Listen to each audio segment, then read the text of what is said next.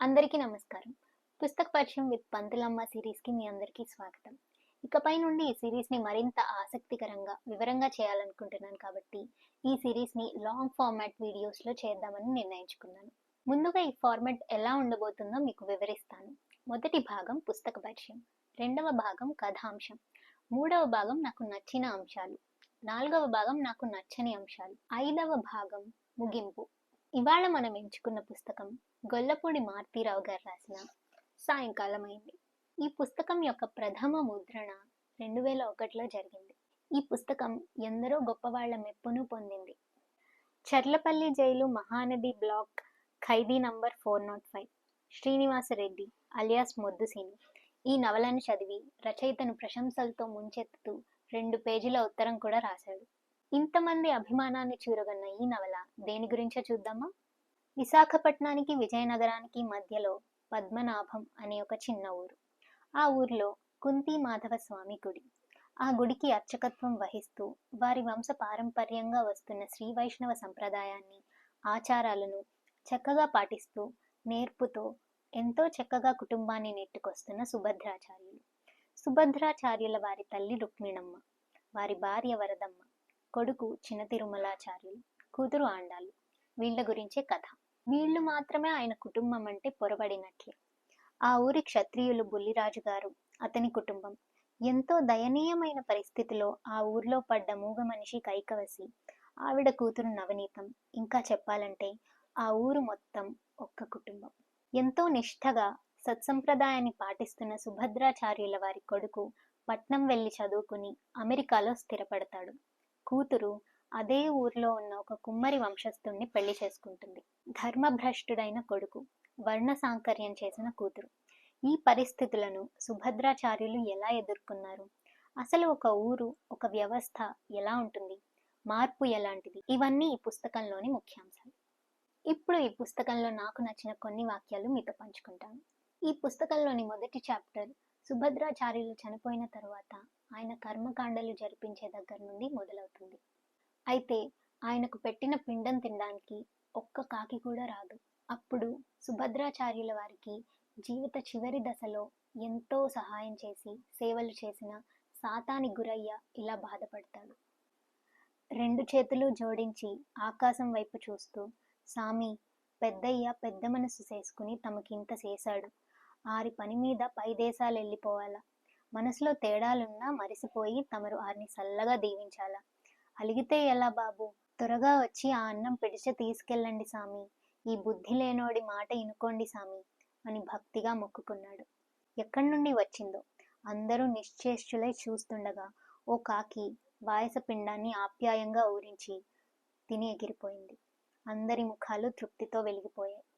పుస్తకంలో ఇంకో సందర్భంలో సంజీవి అనే ఒక అనాథ అతనికి చదువు చెప్పించమని ఒక పంతులు గారి దగ్గరకు వెళ్తాడు. ఆ పంతులు గారు ఇతన్ని భోజనం చేయమంటాడు. ఆ సందర్భంలో, నేను భోజనానికి రాలేదు అన్నాడు సంజీవి ముక్తసరిగా. నేను చదువుకుంటాను, స్కూల్లో చేర్పించండి అన్నాడు. అయ్యన్న పంతులు ఆశ్చర్యపోయాడు. మరి తిండి ఎవడు పెడతాడ్రా అన్నాడు కసురుకొన్నట్టు. 10 ఏళ్ల కుర్రాడు పదునుగా సమాధానం చెప్పాడు. దేవుడు అని అన్నాడు. హత్య చేసి జైలుకు వెళ్ళిన ఒక స్త్రీ తనకి ఇంకేమైనా కావాలా అని అడిగితే ఏం చెప్పిందో చూడండి. నాకు రామకోటి రాయాలనుంది, నాకు చదువు రాదు. జైలు గదికి దూరంగా బొగడ చెట్టు కింద మట్టిని 2 దోసిళ్లతో కలిపి తెచ్చాడు తిరుమల. ఎందరో నేరస్తులు ఎన్నో సంవత్సరాలుగా నడిచిన నేల అది. ఆమె వేలిని పట్టుకుని శ్రీరామ రాయించాడు ఆ మట్టిలో. నేనింకేమీ కోరుకోను, రేపు నాకు పుస్తకం, పెన్ను తెచ్చి పెడతావా అంది. తిరుమల తలూపాడు. ఇలా జైలులో అక్షరాభ్యాసం, ఆ సందర్భం నాకు చాలా నచ్చింది. తన కొడుకు తన దగ్గర ఉండకుండా విదేశాలకు ఎందుకు వెళ్ళిపోవాలి అని సుభద్రాచార్యులు అడిగిన సందర్భం కూడా నాకు చాలా నచ్చింది. తిరుమల పై దేశాలకు ఎందుకు వెళ్ళాలి? పసివాడిలాగా అడిగాడు సుభద్రాచార్యులు. మీ దేశంలో చదువుకి, అర్హతకి, సామర్థ్యానికి కులాల గుర్తులు పెట్టుకున్నారు. మేం కేవలం సామర్థ్యానికి, విజయానికి డబ్బు గుర్తు పెట్టుకున్నాం. మీరు సరుకుని కులం పేరుతో బేరీజు వేస్తారు. మీ పాత తరాలు చేసిన నేరాలకి చాలా తరాలు ముడుపులు చెల్లిస్తున్నారు. మా పాత తరాల్ని మేం అడవుల్లోకి తరిమేశాం. రెడ్ ఇండియన్ల దేశాన్ని ఎందరో కాందిసీకులు ఆక్రమించుకున్నారు. మాకు బాగా బతకడమే లక్ష్యం. మీరు ముసలి వాళ్ళని గౌరవించి సంప్రదాయాన్ని నిలబెడుతున్నామని చంకలు గుద్దుకుంటున్నారు. మీ పద్మభూషణ్లు, భారతరత్నలు జీవితం ఆఖరి దశలో ఉన్న సమాజానికి సెంటిమెంటల్ తృప్తినిచ్చే పెద్దలు. మా దేశంలో ప్రతి ఏటా నోబెల్ బహుమతులు పుచ్చుకునే యువరక్తం కావాలి. ప్రతి ఏటా కొత్త ఆలోచనకి పట్టం కట్టాలి. మేం యువకుల సామర్థ్యాన్ని సంపాదించి వాడుకోవడానికి సముద్రాలు దాటి వెళ్తాం. ఇలా కొన్ని లైన్లు మెరిటోక్రసీ గురించి చాలా బాగా చెప్పారు. విదేశాల్లో ఉన్న పిల్లలకి ఇక్కడున్న తల్లిదండ్రులకి మధ్య ఉన్న సంబంధాన్ని చెప్పే లైన్స్ కొన్ని ఉంటాయి. ఇండియాలో అంతా క్షేమంగా ఉన్నారన్న దొంగ ఉత్తరాలు 2 వచ్చాయి. అమెరికాకు అలవాటు పడిన యువతరం సరిపెట్టుకుంటున్న లక్షలాది దొంగ ఉత్తరాలకి ఇది ప్రారంభం. ఏ తల్లిదండ్రులు తమ ఇక్కట్లని అంత దూరంలో ఉన్న బిడ్డలకి చెప్పుకోరు. చెప్పడం వల్ల ఉపయోగం ఉండదని వాళ్ళకి తెలుసు. చెప్పడం వల్ల అమెరికాలో బిడ్డలకి మనశ్శాంతి లేకుండా చేస్తామని వాళ్ళకి తెలుసు. తల్లిదండ్రులకి బిడ్డలకి మధ్య ఏర్పడే అంతరానికి ఇది కేవలం ప్రారంభం. తల్లిదండ్రులు బిడ్డల మమకారాల్లో ఆత్మవంచనకి ఇది శ్రీకారం. సాంప్రదాయాన్ని పాటించడమే కాదు, మిమిక్ చేసినా గొప్పే అని చెప్పే ఈ 2 లైన్లు నాకెంతో ఇష్టం. సంప్రదాయంలో ఓ గంభీరమైన వాస్తవం ఉన్నది. దాన్ని అవలంబించడం సరే, దాన్ని అనుకరించిన కొంతవరకైనా సమాజంలో గౌరవం దక్కుతుంది. సుభద్రాచార్యులకి ఆయన కొడుక్కి మధ్య ఉన్న టెలిఫోన్ సంభాషణలు కూడా చాలా ఉద్విగ్నంగా ఉంటాయి.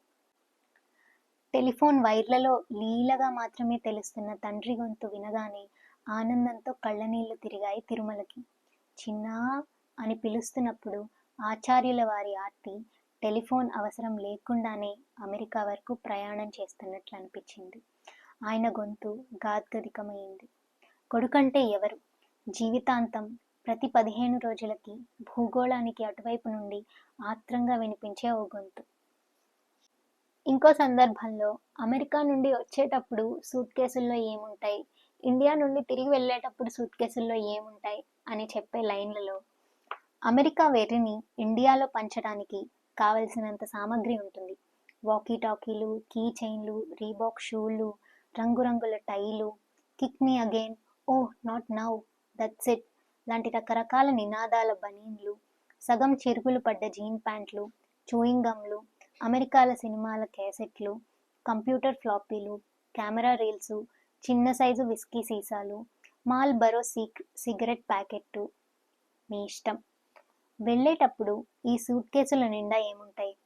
కరక్కాయలు, తేనె సీసాలు, మొలతాళ్ళు, ఊరగాయ డబ్బాలు, షిరిడి సాయిబాబా విభూది, పసుపు బొట్లాలు, మిరియాలు లవంగాల ప్యాకెట్లు, కంచిపట్టు చీరలు, ఎంఎస్ సుబ్బలక్ష్మి విష్ణు సహస్రనామాలు, ఇటీవల తెలుగు సినిమాల వీడియోలు, ఘంటసాల పాత పాటలు, పవిత్రమైన గంగాజలం.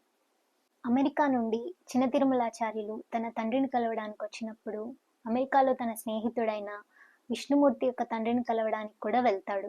ఆ సందర్భం ఈ పుస్తకానికే హైలైట్. చిన్న తిరుమలాచార్యుల స్నేహితుడి తండ్రి పేరు బత్తుల రేచకుడు. అతని భార్య చనిపోతుంది. అతనికి డయాబెటీస్ వల్ల ఒక కాలు తీసేస్తారు. కానీ ఇవేవి అమెరికాలో ఉన్న అతని కొడుక్కి తెలియవు. ఆ సందర్భంలో అమెరికా నుండి వస్తే కాలుపోయిన నాన్నని, చచ్చిపోయిన తల్లిని తలుచుకు ఏడుతాడని పూర్ణయ్య పంతులు గారితో చెప్పి అవాక్కులు చెవాక్కులు రాయిస్తాను. ఉత్తరాల్లో నేను 2 సార్లు యాత్రలకు వెళ్ళాను. ఒకసారి కాశీ వెళ్ళాను. నిజానికి గిరిగాం దాటి ఎక్కడికి పోలేదు అని అంటాడు రేచకుడు. చిన్న తిరుమలాచార్యులు, అతని తల్లి వరదమ్మ, వీళ్ళిద్దరి మొదటి ఫోన్ సంభాషణ కూడా చాలా బాగుంటుంది. వరదమ్మ ఎప్పుడూ ఎవరితోనూ ఫోన్లో మాట్లాడలేదు. ఫోన్ పట్టుకోవడం కానీ మాట్లాడడం కానీ ఆమెకు తెలియదు. ఫోన్ పట్టుకున్నందుకే పట్టుచీర వదిలి జీన్స్ ప్యాంటు తొడిగినంత సిగ్గుపడిపోయింది. మరో అరగంటకి ఫోన్ మోగింది. తిరుమల గొంతు పక్కన కూర్చుని మాట్లాడుతున్నట్టే ఉంది. ఫోన్ ఇంకా ఆచార్యులు గారి చేతిలో పెడుతుండగానే ఆమె కళ్ళు నీళ్లతో నిండిపోయాయి. తీరా ఫోన్ పట్టుకున్నాక నిశ్శబ్దంగా ఉండిపోయింది. మాట్లాడు అన్నారు ఆచార్యుల గారు. అబ్బాయి ఏడి అంది. అటు పక్కని మాట వింటున్నాడు అన్నారు. చిన్నా అంది వరదమ్మ. ఆ పిలుపు సప్త సముద్రాలు దాటి ఆకాశాన్ని చీల్చుకుని భూమికి ఆవలి పక్క ఉన్న తిరుమల గుండెల్లోకి క్షిపణిలాగా దూసుకుపోయింది. అమ్మా అన్నాడు చిన్న. ఆ ఇద్దరి పలకరింతకి టెలిఫోన్ సౌకర్యాన్ని కనుగొన్న గ్రాహం బెల్ అతని జీవితం ధన్యమైంది. పరామర్శకి, ఆత్మీయపు స్పర్శకు అది ఆఖరి మాట. ఎన్ని కష్టాలొచ్చినా సుభద్రాచార్యులు గారు, వరదమ్మ ఎలా తట్టుకున్నారు అన్న దాని గురించి కొన్ని లైన్లు. ఆ ఇంట్లో ఎదురైన ప్రశాంతత అచ్చెరువు కొలిపింది. పాశ్చాత్య నాగరికతలో తలమునకలైన చాలా మందిని ఉద్విగ్నుల్ని చేసే చాలా సమస్యలకి ఏనాడో ఈ సంస్కృతి సమాధానాల్ని తయారు చేసి పెట్టింది. ఆచార్య దంపతుల మనస్సులో పీట వేసుకున్న నిర్వికల్ప వాతావరణం ఒక యోగం. అది ఈ జాతి తాత్విక చింతన కొన్ని యుగాలుగా సిద్ధం చేసి ప్రసాదించిన సిద్ధాన్నం. వరదమ్మ చివరి క్షణాలను వర్ణించే కొన్ని లైన్లు నిజంగానే కన్నీళ్లు తెప్పిస్తాయి.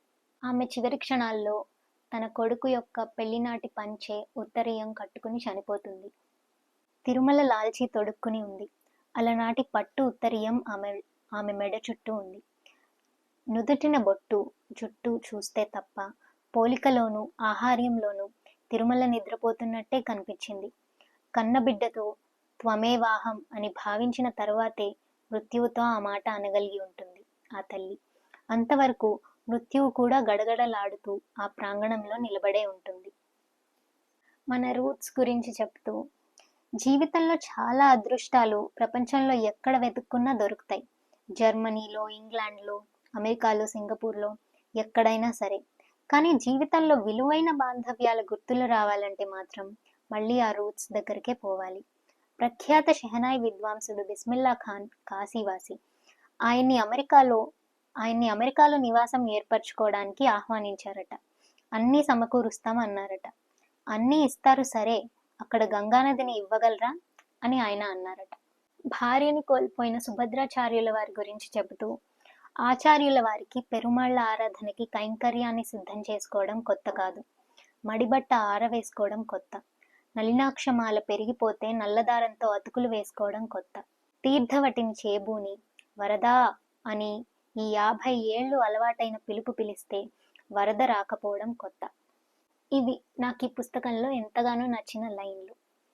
ఒక నిష్ఠాగరిష్ఠుణ్ణి, ఒక సత్సంప్రదాయాన్ని, ఒక డిసిప్లిన్ని ఊర్లోని సామాన్య ప్రజలు ఎలా గౌరవించి ఆదరిస్తారో ఈ పుస్తకం నాకు చూపెట్టింది.